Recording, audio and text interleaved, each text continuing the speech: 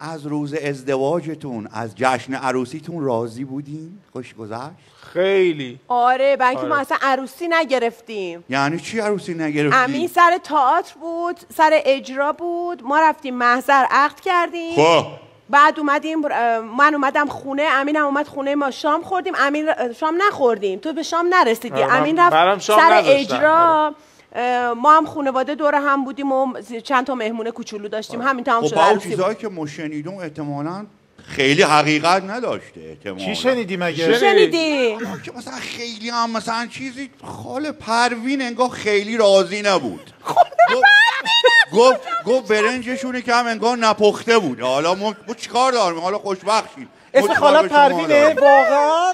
خاله پروین از کجا ما پیدا چون کردی؟ بعدن هم گفتم خیلی رو حرفای خاله پروین چیز نکنم. خاله نسرین هم میگه انگار ژله‌شون یکم وا رفته بوده. حالا به ما چه؟ ایشالا خوشبخت بشید. چیکار ما به ژله شما داریم؟ مثلا با اونا کاری ندارم. اونا هشت گفتن کجا پیداشون از اون ور گفتم شاید اقوام عروس مشکل داشتن، مثلا نپسندیدن. رفتم سراغ خاله زری.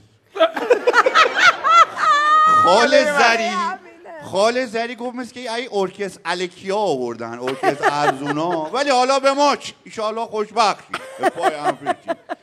گفتم خاله زری رو زیاد حساب نکنم. رفتم سراغ خاله زهرا.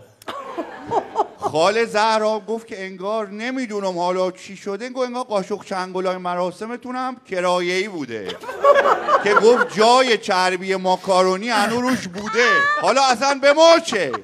نه با فضولی کنه آدم. آره به نظر من جناب خان الان اینا خیلی خصوصیه داریم. خیلی خصوصیه. بله خیلی آدم نبا. مثلا این که رویا خانوم اون شبیه تیک قربون صدقه شما میرفته، بعد خاله شوکت بهش گفته چسکه بسکه، به ما چه اصلا؟